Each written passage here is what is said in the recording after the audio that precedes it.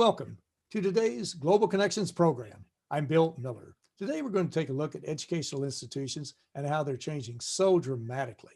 My guest today is an expert on this topic. Dr. Alan Goben has served higher education for more than a decade at the presidential level. He teaches doctoral classes on transformational leadership in the community college and serves as a senior consultant for communities of the future. Dr. Alan Goben, welcome to today's Global Connections program. Thank you so much for having me. I appreciate you being with me today. I mentioned just a couple of the items that you're involved with. You're also the past president of several colleges, are you not? One in Texas and one in Illinois? Yes, I was president at a kind of a small, medium, and large college. And that was Tarrant County, is that right? Tarrant County Northeast? Tarrant County Northeast was the larger of the institutions, yes. Very good. It's got a huge population, student population, as I recall. We've had a guest or two on from that, but I do appreciate you being with me today. Let's talk about education in general terms. We see that really the paradigm of education, learning in the United States and really worldwide, I guess, has changed quite dramatically. What are some of the major differences between how we learn today as opposed to 10, 15, 20 years ago? Well, I believe we're right in the middle of a major transition. It's transformational at the very core. And if you think about how a lot of us were educated, education's history is very knowledge-based. And we were involved in an educational setting where we went to the library for knowledge. It had four walls. It had a lot of resources, books and other resources. And you could obtain additional resources, usually through interlibrary loan or things like that, or maybe some periodicals that you obtain. But the knowledge was pretty finite. And so the educational process was very knowledge transmission focused. And what we're seeing emerge is really a complete rethinking of education for the future. It's going to become more and more solution creation focused because there's so much knowledge readily available instantaneously for our students. Are we into really a pattern of lifelong learning? Everybody, no matter what you do, if you go into a blue collar profession or if you get a PhD or get 2 or 3 PhDs, whatever the case might be, are we into that now today that the society is changing so quickly, the technological changes are moving so rapidly, the methods of communication have changed dramatically? Are we really into that where we have to constantly keep learning for the rest of our lives? It seems to me to be that way. And in particular, something that seems to have been missing is the teaching of listening skills. So, you know, from early childhood, we've been taught how to read, how to write, how to speak, and we're typically told to listen.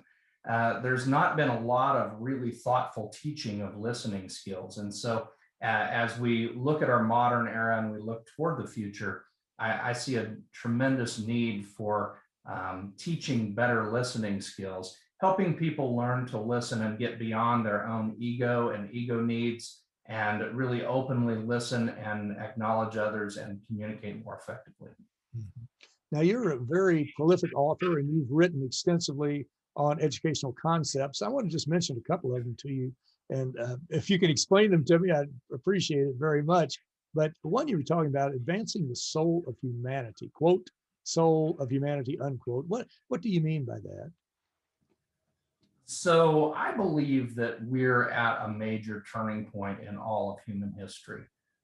We're experiencing tremendous death throes of an old era, and that's causing a tremendous amount of angst and fueling a lot of conflict right now. But that's part of the process of shedding an old era and moving into a newer era. There's an author that I like, Ron Roth, who has written pretty extensively. And in one of his books, he explores the concept of love versus fear. You know, historically, there was always this philosophical debate of good versus evil, and you can take that in a lot of different ways. But he looks at things a little bit differently, and he looks at it as whether people are anchored in love or they're anchored in fear. And by that, we mean fear would be things like anger, hate, prejudice, jealousy, those sorts of emotions are all really forms of fear. And love is not necessarily romantic love, but caring, nurturing, helping, supporting. Those are all love-based emotions. And so as we look at advancing the soul of humanity, what does this mean? It means moving away from this old transactional fear-based environment where organizations, for example, are very top-down, they're very hierarchical, they operate on reward and punishment. And underlying all of this is a motivation factor of fear. So you can create transformation with fear, but it tends to be momentary and in that moment. Transformation that happens through love and is anchored in love is going to be more grassroots engagement level. It's going to help people create ownership and authorship and really engage in what's happening. So I believe we're at a key moment in human history where this fear-based backdrop is eventually going to fade away from prominence. The death throes of this era are very powerful, though. And we're experiencing massive societal angst right now as this old paradigm and new paradigm coexist. Another concept that you used was guided pathways. What do you mean by guided pathways, and how do they tie in to this concept of soul of humanity? So guided pathways is a relatively recently developed concept within the educational sector. It's been very prominent in the community college sector where I've done a lot of work, but it's connected to the K-12 sector as well as the university studies. And the idea behind this is taking this myriad of programs and opportunities that are learning oriented and congealing them into more navigable pathways. So this is boiling down, maybe say a college would have 100 or 150 different programs, but it's organizing them into coherent career clusters. And then there's a lot of intensive planning and development on the front end, more intensive career counseling and advising with students so that they can map out their learning plan in relation to their career and life plan and bring this all together into different colleges have done it in different ways, but maybe between 8 and 16 different career clusters rather than 100 different programs. It makes it a lot more navigable for students. And this fits recent educational needs, including the accountability culture, as well as retuning and reconnecting education with the opportunities that exist right now, and looking toward the opportunities that are emerging. It sounds to me, and correct me please if I'm wrong, but it sounds to me like we're talking about breaking down the old silo approach to learning that you would get at maybe a university or even a technical school or something like that. And we're talking about more of an ecosystem that would tie into transformational learning. Is that correct? Very much so. And another key concept within this approach that seems to be getting traction and it's working really well is the idea of stackable credentials and stackable learning outcomes. And so it's building things in a core cluster kind of fashion, but then stacking degrees, diplomas, certificates, or even badges or other type credentials, stacking them together in such a way that the students can experience different transformative learning opportunities and still maintain a forward momentum and a path toward their career and life goals. Mhm. That is so critical. Now, inherent in all of this too, we always talk about creative freedom.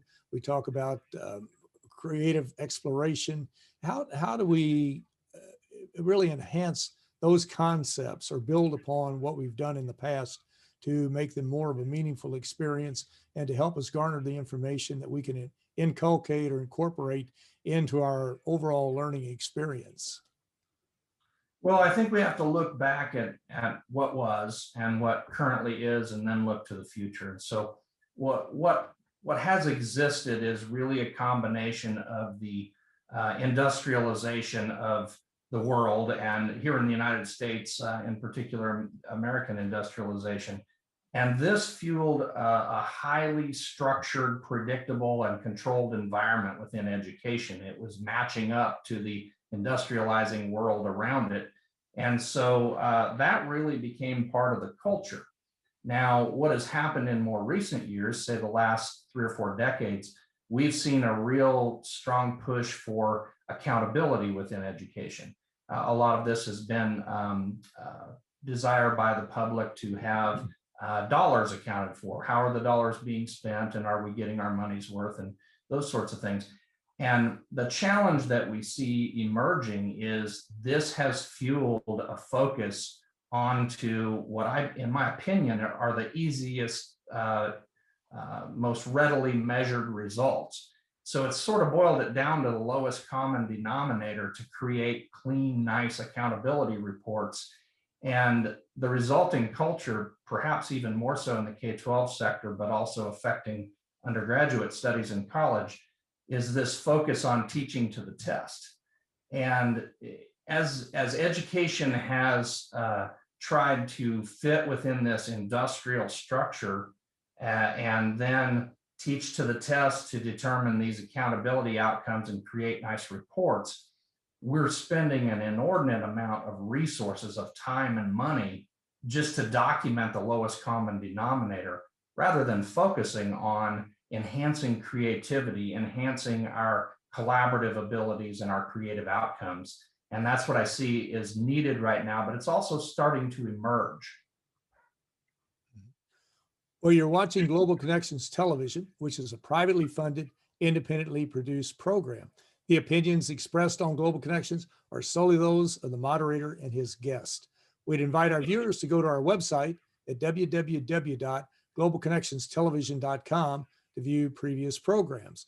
Also, if you're involved with a PBS or community access television station or an educational institution that has an intra-campus television hookup, or you have a podcast, or you just have a computer, you like our shows and you would like to share them, please feel free to do so. Global Connections Television is provided at no cost as a public service to help us better understand international issues and how they impact our lives. Today, we're taking a look at the overall institution of education and how it's becoming transformed so rapidly. My guest today is an expert on this topic. Dr. Alan Goben has served higher education for more than a decade at the presidential level. He teaches doctoral classes on transformational leadership in the community college and serves as senior consultant for communities of the future. My mistake. Dr. Goben has also been the president of a variety of colleges in the past. Dr. Goben, this is really a critical issue, and we see that there's just new information coming out every day. From what you've said up to this point, let's focus on just two, well, maybe what we could call hot button issues, if you will. It seems like the number one issue that we're dealing with is climate change. Another issue that's really come to the forefront is media misinformation and disinformation.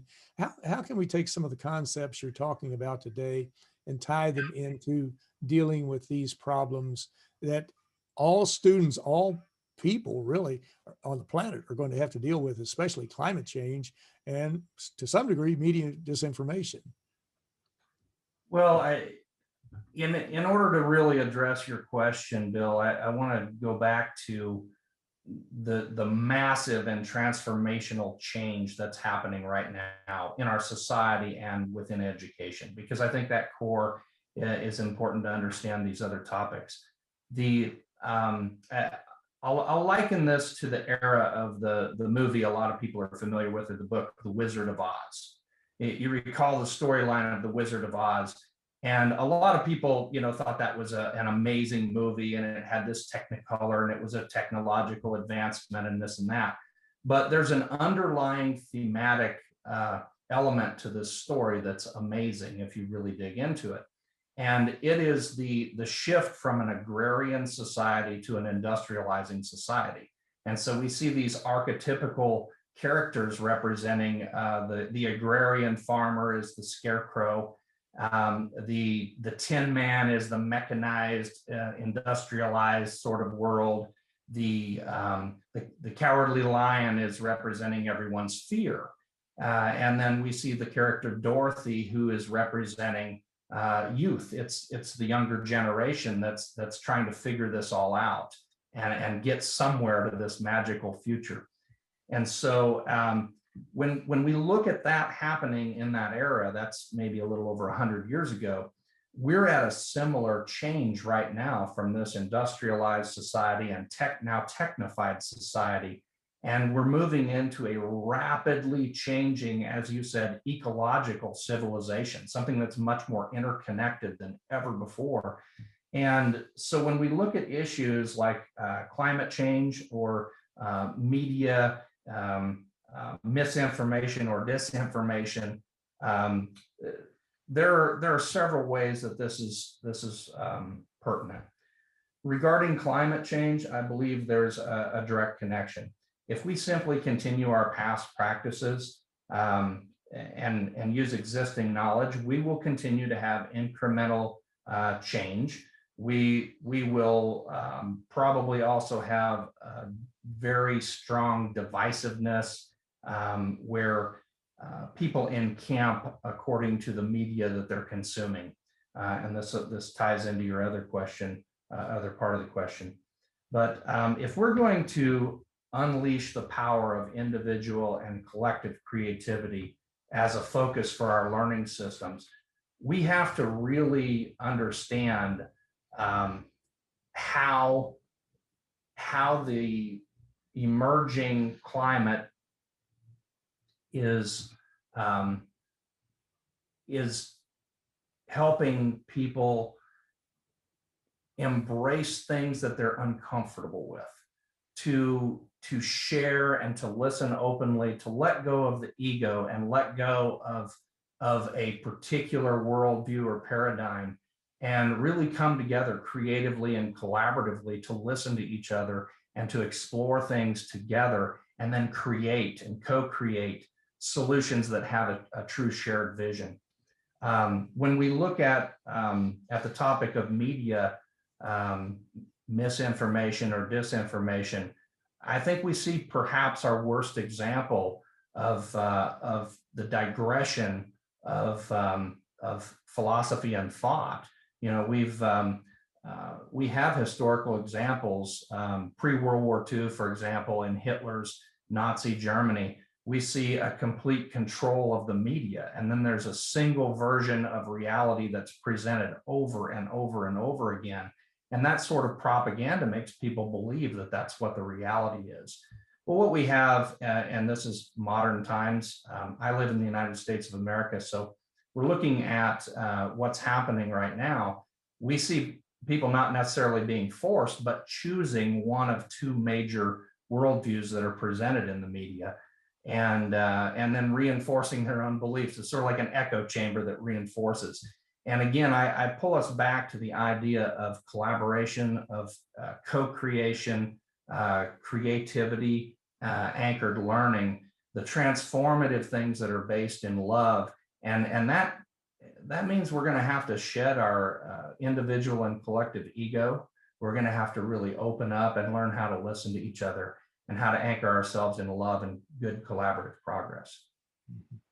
And collaboration is certainly going to be the name of the game. There's no doubt about it. We're going to have to work in that direction and to confront these. And we're going to see the destruction of a lot of myths as we go along, I'm sure. Well, in the last minute or two that we have, what message do you have for the people who are watching this show today, and how they can take your information and incorporate it into their lives and to share it with their family, friends, colleagues, or whomever? I would just summarize by saying that if leading educators are to catalyze a deep and transformative learning culture for society so that we may truly advance the soul of humanity, we must all support a culture where we trust educators and we trust the creative process. We must view our learners as parts of a collective soul, and that people who are on a learning journey for a lifetime and then personalize our education to the degree possible so that we may fully support their creative transformation, both at an individual level and then subsequently at a societal level. This means that we're going to have to, within the educational sector, we're going to have to continue focusing on learning outcomes, but stack those learning outcomes in a meaningful fashion that helps our students and our society. And then consider the idea of this ecological civilization, this highly interconnected, rapidly evolving society around us. And we're going to have to enjoy this idea of creatively manifested learning outcomes. So these are a little bit less predictable, but they're going to creatively manifest as a learning outcome from all of these interconnections. And that creates an exciting future for education as well as for our society. It certainly does. And I'd be remiss if I didn't ask you, since I'm from Louisville, Kentucky originally, I noticed that in your remarkable career of living in Illinois, Texas, and other places, you started out in Hazard, Kentucky at the Hazard Community and Technical College. Is that correct? And how did you wind up there very briefly? And how did that help shape your thinking as you moved into other educational arenas? Well, thanks for the question. I saw that you had been in Kentucky also for a number of years. I'm originally from Iowa, and I was recruited to a community and technical college presidency in Hazard, Kentucky, by a guy named Jeff Hockaday. And Jeff was leading a search for the president there, and thought I would be a great fit for what they were looking for. And we made that move and really enjoyed an absolutely phenomenal team at that college, but also across the state.